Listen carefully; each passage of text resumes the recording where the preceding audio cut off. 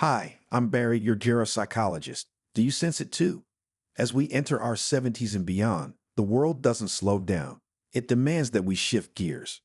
But what if the key to living with true peace and strength lies not in rushing forward, but in learning to live coldly?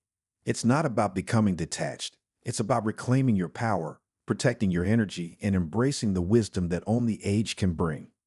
Discover how living with intention and setting boundaries can free you to enjoy the best years of your life on your terms. Welcome to our channel, where we embrace the beauty and wisdom of aging. In this space, we explore how to live with grace, peace, and strength after 70. We'd love to hear your thoughts and contributions on this piece. Where are you watching from? And how have you learned to set boundaries and protect your emotional well-being? Don't forget to hit the notification bell so you never miss an inspiring story or valuable insight. Number 1. Preserving emotional energy. As we age, our emotional energy becomes more precious, and with good reason. The constant demands of life, relationships, and responsibilities can leave us feeling drained, especially when we're no longer as physically or mentally resilient as we once were. Learning to live coldly after 70 means making intentional choices about where to invest our emotional energy. One of the most powerful ways to do this is by setting boundaries and recognizing when it's time to detach emotionally from situations or people that drain us. Mrs. Harris, my 82-year-old neighbor, offers a poignant example of this shift. For years, she expected her children to call her every weekend. She believed it was a sign of their love and commitment. When they didn't meet her expectations, Mrs. Harris felt hurt and disappointed, often carrying those emotions throughout the week. It wasn't just about the calls. It was the weight of feeling neglected, the emotional burden of unmet expectations. But over time, Mrs. Harris learned to detach emotionally from this cycle. "I had to stop waiting by the phone," she told me one afternoon while tending to her rose bushes. "I realized I was setting myself up for disappointment every week." Instead of feeling upset when her children didn't call, she began to focus on what brought her joy. Now, her weekends are filled with her routine, her books, and the peace she finds in her garden. She feels lighter, not because her children love her any less, but because she learned how to love herself more by letting go of her emotional expectations. Learning to detach emotionally doesn't mean that we stop loving or caring for the people in our lives. It means that we stop tying our sense of happiness to their actions or the fulfillment of our expectations. It's about finding a healthier way to love, one that doesn't demand constant validation. How have you learned to balance love and boundaries as you've grown older? Like Mrs. Harris, many of us have come to realize that emotional detachment is not about coldness or indifference, but about protecting our hearts. Setting boundaries allows us to conserve our energy for the things that truly matter: our passions, our peace, and our own well-being. By embracing this shift, we can preserve our emotional health and reclaim a sense of joy, free from the weight of unmet expectations. Number 2, distance from manipulators, guilt trippers, and mind dumpers. In your later years, your time, peace, and energy become sacred. You've spent decades giving your time, your attention, your emotional labor, and by the time you're in your 70s, it's not just wise but necessary to protect what's left of your emotional reserves. This is where learning to live coldly comes in, not as cruelty or indifference, but as clarity, as self-respect, as survival.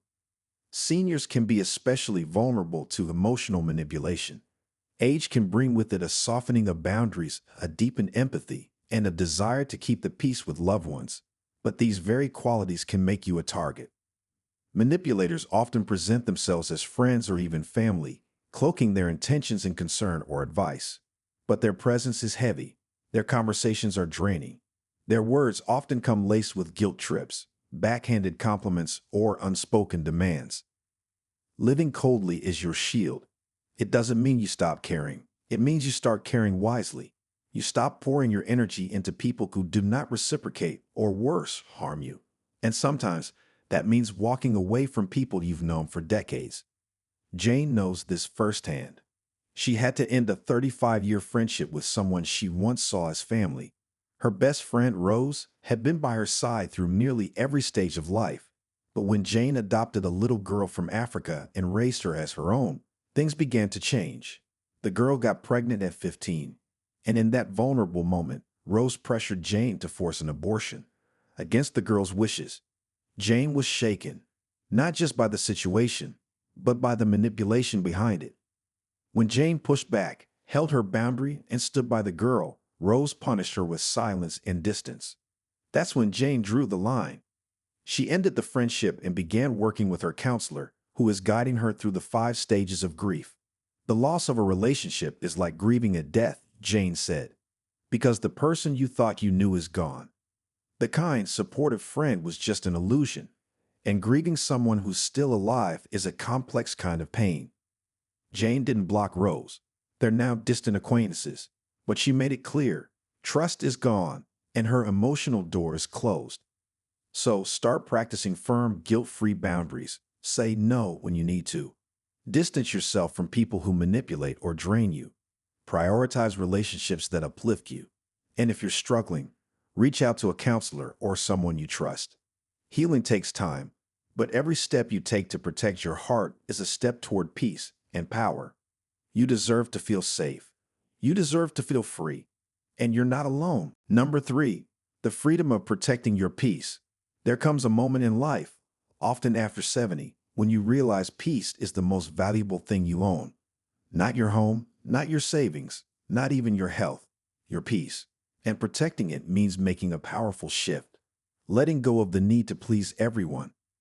For many, especially those who spent years as caretakers, nurturers, or the reliable one in the family, saying no can feel foreign, even wrong.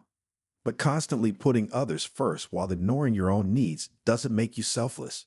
It makes you slowly disappear. Living coldly means choosing yourself, unapologetically. It means understanding that not everyone is entitled to your time, energy, or presence. There's a unique kind of freedom that comes when you stop explaining yourself, stop overextending, and stop being afraid of disappointing people.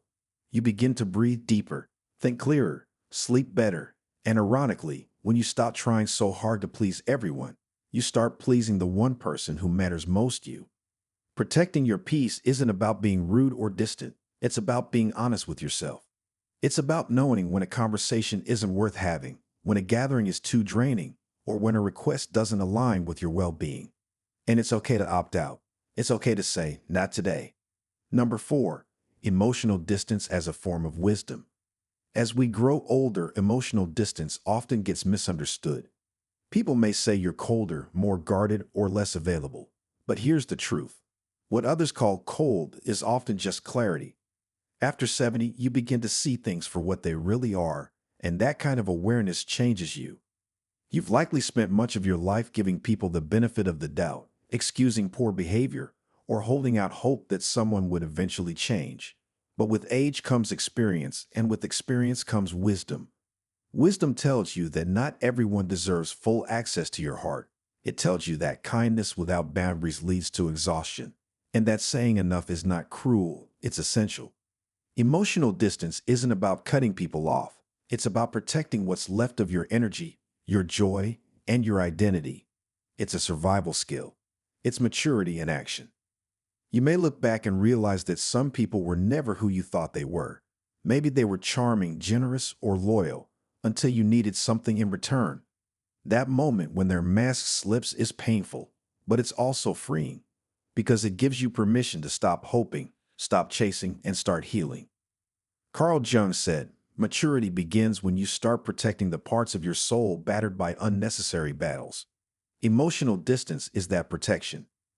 Take Margaret, for example, a kind-hearted woman in her late 70s. She raised her grandson after his parents struggled with addiction.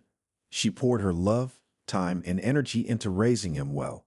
But as he grew older, he became defiant, skipping school, lying, and getting into trouble. Margaret tried everything: long talks, gentle discipline, even seeking help from teachers and counselors. Nothing worked. Eventually, Margaret made the difficult decision to send him to a boarding school. Not because she didn't love him, but because she did. I realized, she said, that love without boundaries was enabling him, and it was destroying my peace. That decision broke her heart, but it also brought her clarity. Her grandson needed structure, and she needed to protect her emotional health. Emotional distance isn't about giving up. It's about letting go of what you can't control and protecting what you can. Number 5, conserving energy and preserving dignity and autonomy. In your 70s and beyond, energy is no longer something to spend carelessly. It becomes a resource to protect. Every phone call, conversation, errand, or emotional exchange takes something out of you. Living coldly is not about withdrawing from life. It's about choosing where and with whom you invest your limited energy. And in that choice lies a powerful gift, the preservation of your dignity and autonomy. At this stage in life, maintaining independence and self-respect is everything. You've earned the right to decide how your day goes, who gets your time, and what emotional burdens you're willing to carry. Living coldly helps you stay grounded in that freedom. It helps you make decisions without guilt, speak your truth without fear, and decline what doesn't serve your peace. When you start saying no to people and situations that exhaust you, you're not being difficult, you're being wise. You're drawing a line between what adds to your life and what drains it.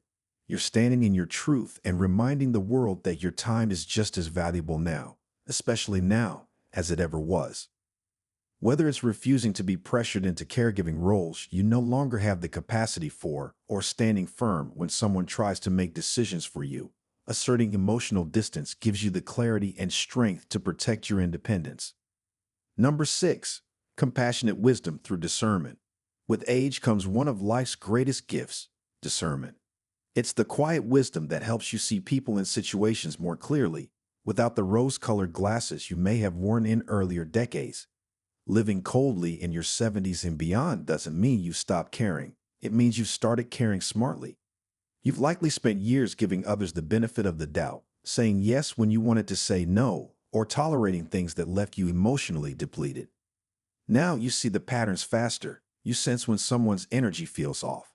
You recognize manipulation when it's dressed up as concern, and you can spot guilt tripping for what it really is. This ability to discern isn't born of bitterness. It's born of lived experience. You've earned it through every heartbreak, every difficult lesson, and every moment you stayed silent when you should have spoken up. And now you get to use it, not to shut people out, but to filter who gets close. Living coldly means you no longer feel the need to explain yourself to people who aren't listening. You don't chase after those who only come around when they need something. You understand that peace sometimes means loving people from a distance, and that's okay. Thank you so much for watching and spending this time with us. We hope this message brought you clarity, strength, or simply the reassurance that you're not alone on this journey. We'd love to hear from you. What part of this story resonated with you the most? If this content spoke to you, don't forget to hit the subscribe button and tap the notification bell so you never miss an update. Until next time, take care of your peace. You've earned it.